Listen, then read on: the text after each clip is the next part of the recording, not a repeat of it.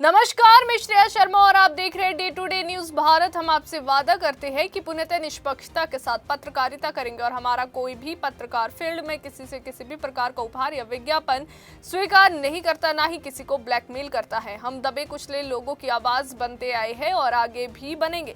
साथ ही हम ऐसी कोई खबर नहीं दिखाएंगे जिससे हमारी भोली भाली जनता मूर्ख बने या उन्हें किसी भी प्रकार का कोई धोखा मिले। हम लोकतंत्र के चौथे स्तंभ को और अधिक मजबूत करने की पूरी कोशिश में लगे हुए। अब बात करते हैं खबर की, जो इस वक्त की बड़ी और अहम खबर पंजाब से जुड़ी हुई है। पंजाब की सियासत इस वक्त ऐसे मोड़ पर खड़ी है जहां आने वाले कुछ महीनों में बड़े राजनीतिक धमाकों की पूरी संभावना बनती दिख रही है और 2027 के विधानसभा चुनाव से पहले राज्य की राजनीति पूरी तरह से करवट ले सकती है। सूत्रों और राजनीतिक गलियारों में चल रही चर्चाओं के मुताबिक नवजोत सिंह सिद्धू परिवार समेत भारतीय जनता पार्टी का रुख कर सकते हैं, जिससे कांग्रेस को एक और बड़ा झटका भी लग सकता है।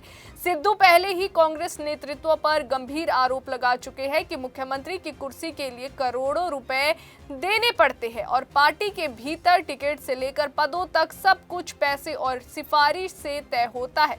उन्होंने ये भी दावा किया है कि 1992 से लेकर 2026 तक कांग्रेस ने दलित कार्ड खेलकर अपनी सीटें मजबूत की और सत्ता का रास्ता बनाया। अब यही दलित कार्ड कांग्रेस के लिए उल्टा पड़ता दिख रहा है, क्योंकि जनरल कैटेगरी के नेताओं और कार्यकर्ताओं में भारी नाराजगी पनप रही है। दूसरी ओर कांग्रेस के प्रदेश अध्यक्ष राजा वड़िंग की कुर्सी भी खतरे में बताई जा रही है और माना जा रहा है कि हाईकमान जल्द ही उन्हें हटाकर किसी नए चेहरे को कमान सौंप सकता है ताकि पार्टी में नई ऊर्जा भरी जा सके। इसी बीच मशहूर कॉमेडियन और सामाजिक कार्यकर्ता गुरप्रीत सिंह गुग्गी की कांग्रेस में एंट्री की अटकलें भी तेज हो गई है, जिसे पार्टी की इमेज सुधारने और युवाओं और साथ ही आम लोगों से जुड़ने की एक कोशिश के तौर पर देखा जा रहा है। वहीं फॉर्मर सीएम चरणजीत सिंह चन्नी जो दलित समुदाय से आते हैं, उनके जरिए कांग्रेस ने 2022 में बड़ा दलित कार्ड खेला था और ये दांव उस वक्त कारगर भी नजर आया, लेकिन अब वही रणनीति पार्टी के भीतर फूट का कारण बनती जा रही है। खास बात यह है कि कांग्रेस के राष्ट्रीय अध्यक्ष मल्लिकार्जुन खड़गे भी दलित समुदाय से ताल्लुक रखते हैं। ऐसे में दलित राजनीति को और धार मिलने की उम्मीद की जा रही है, लेकिन सवाल ये उठता है कि क्या इससे जनरल कैटेगरी के नेताओं की नाराजगी और ज्यादा नहीं बढ़ेगी। Day to day news Bharat ने जब ग्राउंड लेवल पर निरीक्षण किया तो साफ तौर पर देखने को मिला कि हाल ही में लुधियाना में हुए उपचुनाव में भी कांग्रेस के भीतर दलित और जनरल कैटेगरी के चेहरे जो है आमने सामने खड़े दिखे और टिकट बंटवारे को लेकर अंदरूनी खींचतान जो है खुलकर सामने आई। यही नहीं, आम आदमी पार्टी, बीजेपी और कांग्रेस तीनों ही दलों में इस वक्त जो है नेतृत्व संकट और असंतोष की स्थिति बनी हुई है और हर पार्टी अपने अपने स्तर पर नए चेहरों को आगे लाने की रणनीति पर काम कर रही है। बीजेपी की बात करें तो नवजोत सिंह सिद्धू जैसे बड़े चेहरे को पार्टी में शामिल कर पंजाब में अपनी खोई हुई जमीन वापस पाने की कोशिश तेज हो चुकी है।